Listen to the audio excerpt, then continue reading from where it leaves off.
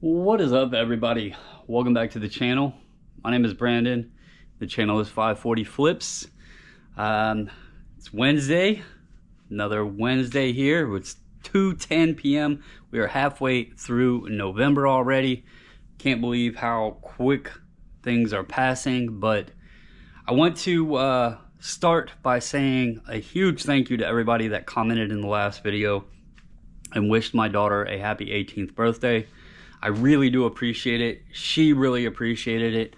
I showed her all of the comments. She still thinks it's crazy that my old ass is on YouTube and doing videos, but she thought it was cool that so many people acknowledged and recognized her birthday and told her happy birthday. So thank you.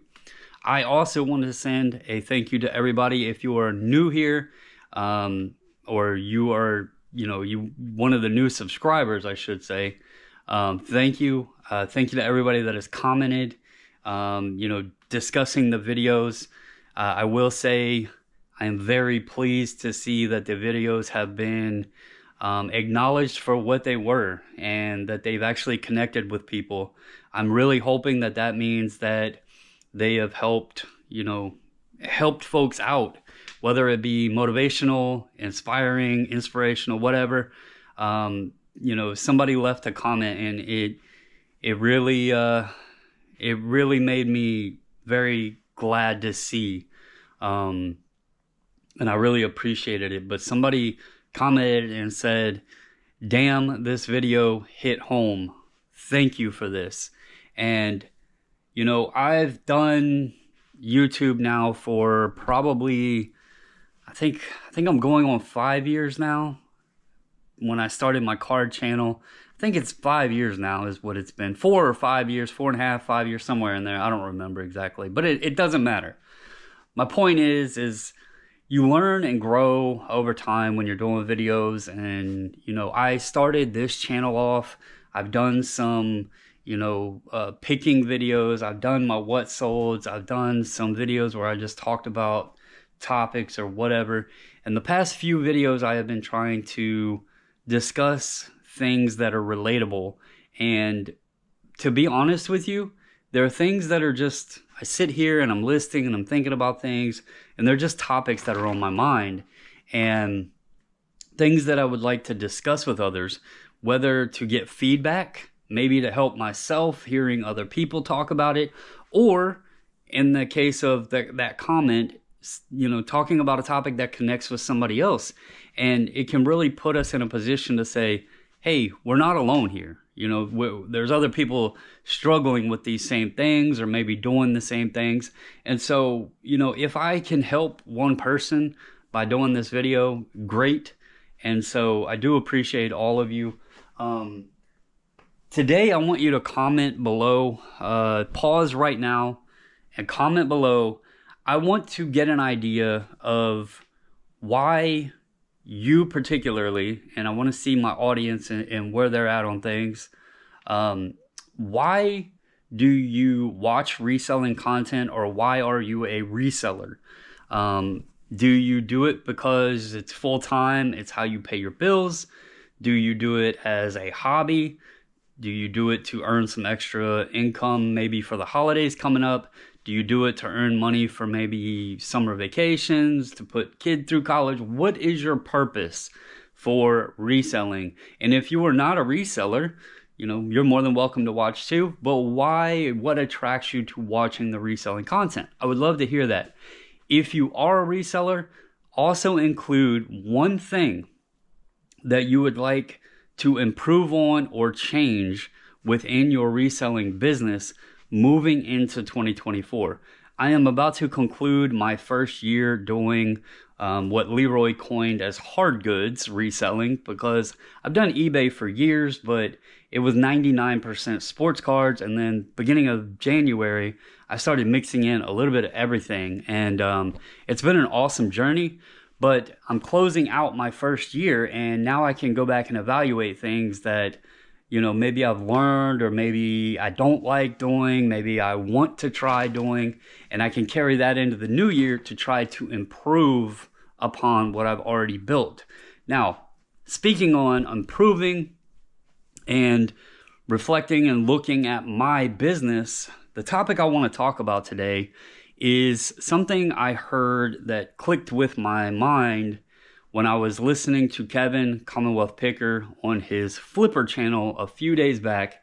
He did a video and it was titled "Resellers Need to Not Ignore These Signs," I think is the title of the video.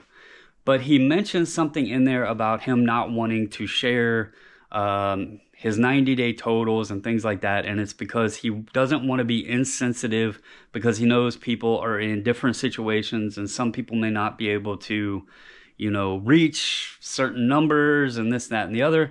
And, the truth of the matter is, society today they're seeing all of these numbers out there, and it doesn't matter if it's within reselling, if it is, a teenager on Instagram, a TikToker, a YouTuber, you see celebrities or athletes making millions. There's so many numbers, so many numerical statuses that are out there, and your social media and all of that has started putting this reflection where people do compare themselves to someone else and measure their success and or failures based upon where they're at because of what someone else has done. And I have been guilty of this in terms of the content space. I can't say I'm guilty of it in the reselling space because, and I'm going to go into why I am using this as a topic, but I'm guilty of it in the content space because, I've built one channel up, but there's so much drama that happens on YouTube. You start getting like fatigued of the drama. And so when I was in the sports card space, the boom happened and all these new people come in, and I was like, I had started my channel before the pandemic, and my channel was growing and it grew pretty good, but I knew it was circumstantial and it was because of the timing and what was going on in the world. But then I seen some other people come into the space and do content, and I'm like, that guy doesn't know what the hell he's talking about. Why are people listening to him, right? And so then it would get me discouraged because I'm like, I'm sitting here, conveying good information and helping people and, this and that and the other, but mine isn't growing. The truth is, drama creates views. You see it in reseller videos with the, all these different titles, or, the one of the ones that gets catchy is if somebody puts Karen in their title or talks about something that happened. I did a video because I thought it was funny. I was at a sale and a guy started looking through my pile, and I kind of mentioned that in my title. And it does, like, the algorithms out there pick up on negativity. That's why you see so much negative energy or titles or talking bad about eBay and this, that, and the other, is because the algorithm likes that stuff, right? So it's like you drive by a train wreck and it's not the most glamorous thing in the world, but people break, rubberneck to take a look at it. So I've been caught in that trap in the content space. I have since learned, just do the content I enjoy. People will either watch it and like it, or they won't. That's the only two sides to the coin. And so I've really just put more emphasis on doing content for the fun of it, and hopefully, like I said, to help people and not worry about all of the metrics and everything else. I've seen that I can grow a channel. I'm not going to sit there and do like I see other people doing, trying to ride the piggybacks of other people to become YouTube famous. I'm not into all of that. I would rather have friends than popularity. So I have a few people out there that, that I would consider friends that I've met in this space. But, I've met Kevin. He's a great guy, but I don't know him enough, and I don't expect him to try to push my channel into the outer galaxies or to the moon, as people like to say, because Kevin he's built his own success, on content and everything. And I don't want to ride his wave. Like, that's not how I want to grow. I want to be me. I want to be Brandon. I want to be 540 flips, and I want to do my thing. But there's other out there that don't. And it should be the same way you look at your reselling business. Don't worry about if, Tom, Dick, or Harry is selling 50,000 every 90 days and you're only at 25,000, right? Is that 25,000 accomplishing what you want? Did you have a goal of 20,000 and you're sitting at 25,000? Did you exceed your goal and expectations? If your goal was 50,000 and you're sitting at 25,000, then no, you failed. But at the same time, if you are at or exceeding what you were hoping to be at, then you are being successful at this. The only numbers that matter are the numbers that are important to you. The goals that you set for yourself, the financial statuses that you needed to hit. Are you comfortable with what you're doing? Are you happy? Are you able to manage your business properly? Are you sourcing good items and still have money to pay your bills and taxes and all this other stuff? If the answer is yes to that, then you're succeeding. Evaluate if you want to grow it further. Put a new goal down. See if you can reach that goal. But don't put your goals based on what someone else is doing. I like to call that as like wallet watching. You can use it to see potential. You can say, oh, well, this is possible to do, but that's not a reflection of yourself. I mean, I'm going to use Kevin as an example again. His wife helps him. His son helps him. His son's girlfriend helps him. His kids might, help him a little bit. He's got people that help him. He said his dad comes and mows his grass. Hell, I have a 23-year-old son that lives here in my house, and I can't get him to mow my grass. So, I would love it if I had somebody to go out and do yard work, but no, I have to spend the hours of time doing that, and that takes away from my business. So you cannot compare yourself to someone else. You have to do you. You have to set your goals, your, expectations, and then go after them. Don't try to go after somebody else's numbers. Do what you're capable of. Do what works for you. Do what makes you feel like this has been a success. I'll tell you now, I just, mentioned a few minutes ago, I'm about to conclude my first year in this. And I have talked to some folks and they're like, how are you doing?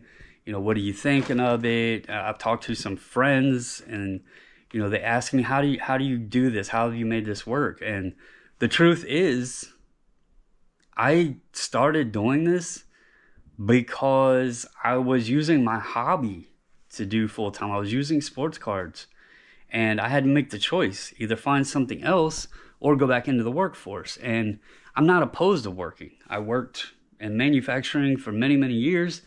I had an opportunity to, do cards, and that's what I did. But the card market softened, and I needed to make the choice. And I found this, and there's so many similarities to reselling and cards that I've really enjoyed this. But it's it's crazy to see the potential of what you can do.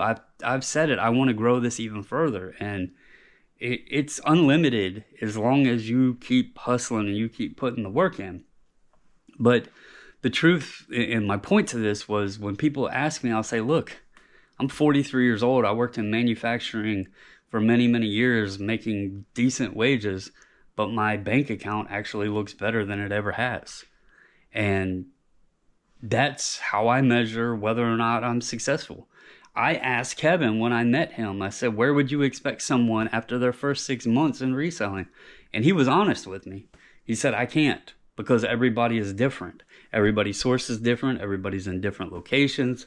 Everybody puts forth different efforts in this. And he's completely right. Even outside, if you could have the best spots ever to source items, the cheapest, best items at your disposal, but if you're not putting in the work to make it happen, you're gonna fail. It's all about you. It's not about someone else's numbers. Kevin's 90-day total isn't going to pay your bills. It's not going to put food on your table. It's not going to take you on vacation. It's not going to buy you a new car. It's not going to pay your credit card bills. His numbers mean nothing to you. His numbers are what he's doing and what he's built his business to be capable of. You now need to focus on yours and get your business where you want it to be at. Don't worry about anybody else. Worry about you and get yourself where you want to be. If you got any questions, always feel free to reach out, comment below. This can be a lonely journey, but there's a lot of people out here that are truly willing to listen and, just be ears. Sometimes that's what we all need, is just ears. So with that, thank you for being my ears. Thank you for listening to me ramble. Hopefully this helps, and hope you have a wonderful Wednesday. I will catch you again in the next one.